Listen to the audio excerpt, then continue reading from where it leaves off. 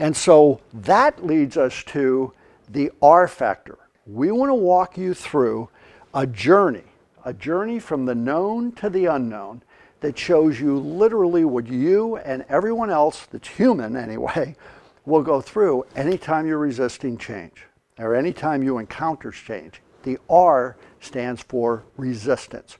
Where is that resistance coming from? And to do that, I think it's time for some chalk talk for you.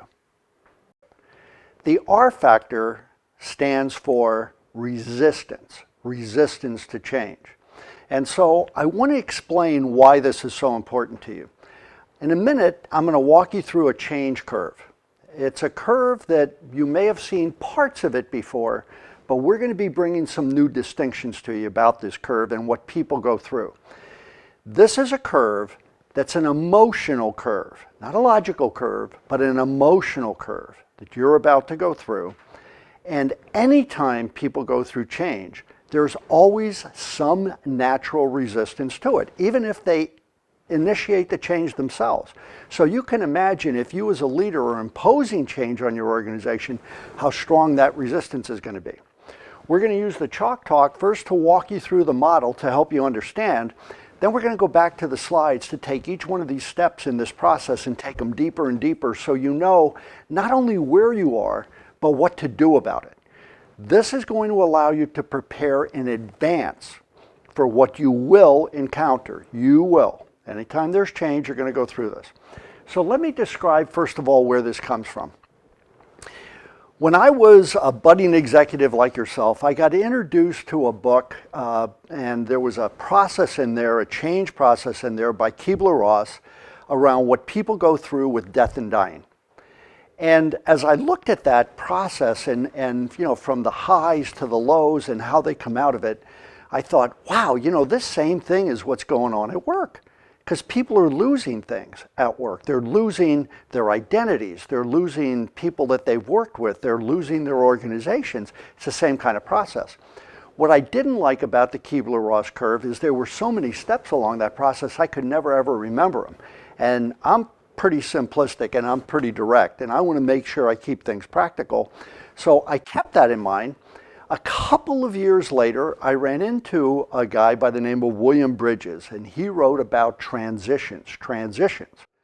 And so I looked at the Bridges model and I said, wow, wait a minute, there are some pieces of this that I really like and some pieces that they're just not right for me. There's something missing here. So in taking all of this information and putting it together, and then really going back to the experience that not only have I had, but other people have had, we came up with this model, our version of the change and transition curve. So let me describe it to you. As you can see, there's a number of steps on this curve. And what most people want to do is, if it starts here, what they want to do is they want to get here directly. Like, let's get there right now as fast as we can. Well, this is how I can remember William Bridges' name, because there is no bridge between 1 to 5. You must go through this curve. Now, as you're going through this curve, this is what's really important to you. Anything at this line or above, so 1 and 5, that's really what you know, or the known, what you really know about your organization, what you know about yourself as a leader going forward. But here's what else is interesting. Anything below this curve is literally the unknown. You don't know about this. So this is scary down here. People asking you to take a leap of faith and to get into some things, that's hugely scary. And even yourself, when you're out to find something new, you don't know what's going to happen there. You risk failure, you risk defeat. There's a lot of risks involved in any kind of change that's going on out there. Most of these risks are in your head. So if you don't know what's coming, you're going to use your imagination to come up with the worst possible case so you could figure out, what do I do if that happens and how am I going to survive? So let me describe this process to you. The first part of the process is really something that you're very comfortable about comes to an end. So let's use something very plain from life. There are a lot of people out there who want to lose weight. So they get on a scale one day, or somebody gives them feedback and somebody says something to them and they go, you know what, that's it, I'm not taking this anymore. I'm going to go on a diet and I'm going to go on an exercise program and healthy living, and yeah, I'm going to make that change. Self-imposed, right? That's how you're kicking it off. Organizationally, you or someone else may be looking at your organization and say, you know, there's something here that's just not right. We need to make a change here. We need to change the boxes and the wires on the organization chart, move people around. That's one kind of change. Mergers and acquisitions are another kind. There's a lot of different changes going on in organizations. Some kind of change that comes down from on high and now you have to execute it. That's an imposed change, right? Imposed.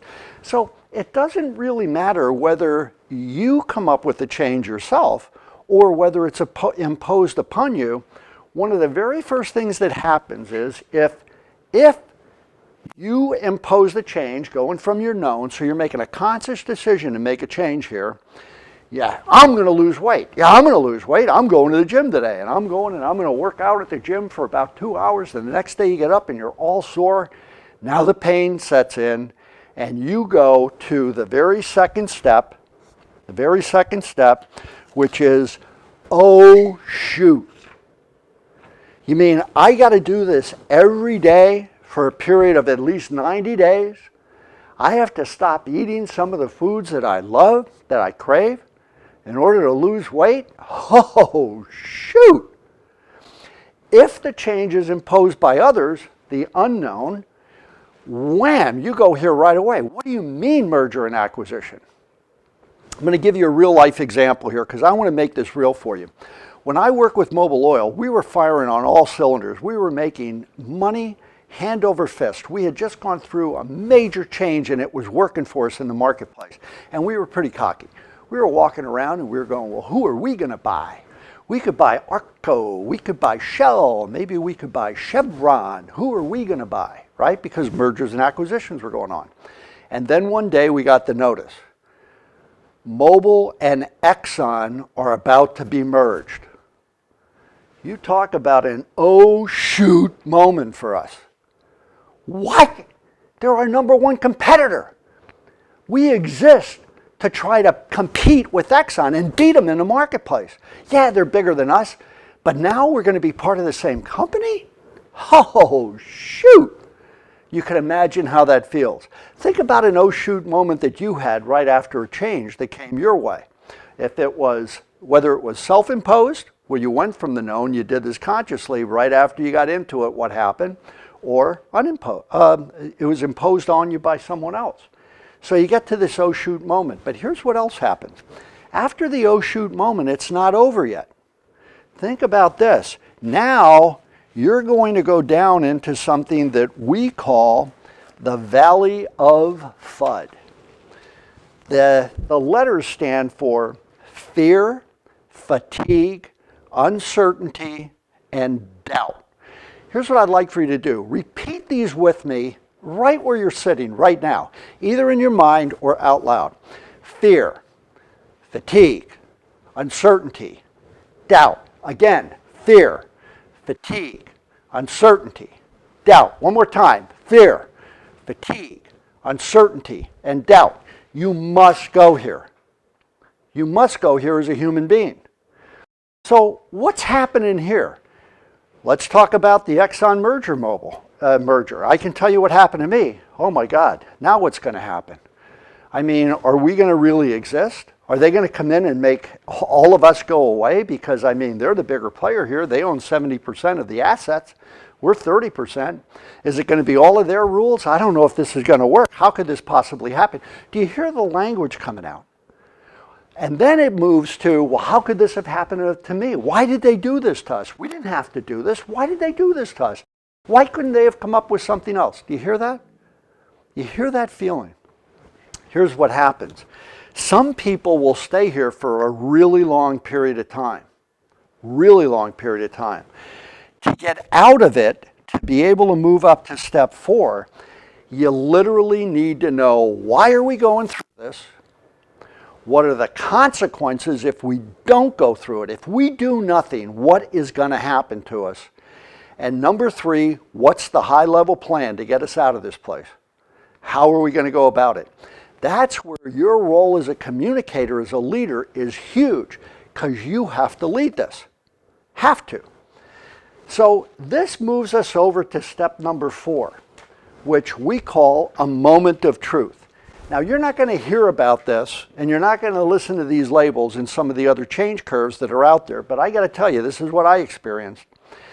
There is a moment of truth where you have to decide what is it you're going to do. So in my case, after 20 plus years with mobile, and I had a great career there, I knew that there were some wonderful severance packages they were going to give people, and I also knew I could retire early and get my lump sum. And so I'm sitting there thinking about this, and I said to myself, you know, there's something I always wanted to do with my life, and that's be able to step out and coach other leaders, prepare other leaders for the next step of their journey, work with organizations that are in transition, build high-powered teams, and just nail it in the marketplace. I know how to do that. I want to teach other people how to do that. That's what I want to do. Now, making this leap of faith was kind of hard, because you got to imagine, as an executive with the company, you're making pretty good money, and you have stock options, and you got all these other things that are going on.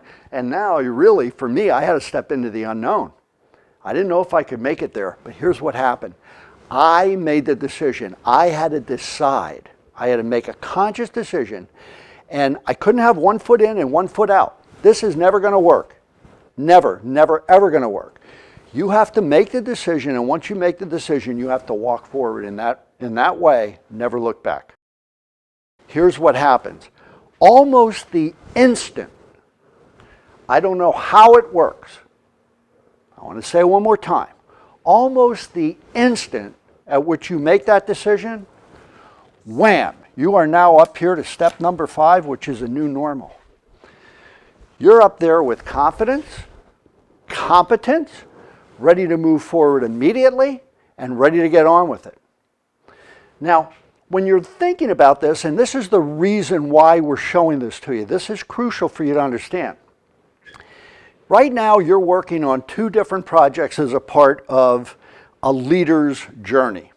The first one is you yourself, to learn what it takes to lead and how to go about it. Sharpen those things for you, so that when you step forward, you're stepping forward with confidence and competence. That's one of the things you're getting out of the program. The second thing is we asked you to work on a parallel path, which is in your organization, something that you would like to make better or change, to identify that. You remember that? Well, when you're thinking about that change, here's what's happening to you. You're going to start up here thinking about the change, and you're going to move through this curve. You're going to end up here. As a leader, when you end up here, what do leaders normally do with the people who are following them? Come on, hurry up, get up here, hurry up, get through it, get through it. And they tend to forget all of the anxiety they went through that's way down here in this valley of FUD. So think about this. When you're all the way up here at the new normal and you now need to communicate it to your people, where do you think they are? Right? So see, some of them are going to be down here in the valley of FUD. You're going to catch some that may be up here where comfort ends. This is a very quick slide, this oh shoot moment, but know that it's coming. But if you know this in advance, as you start to design your game plan and your communication plan, now we're going to show you what to do at each one of these steps, what goes on in each one of those steps, and how you could shorten this curve to be able to get through it more quickly. So for right now, this is the chalk talk. We're going to show you the prettier model that we have on the slide, and it's going to be in your workbook. But I felt you needed something personal from me to hear how you walk through this curve and why it's important to walk through that curve. Now we're going to take even deeper.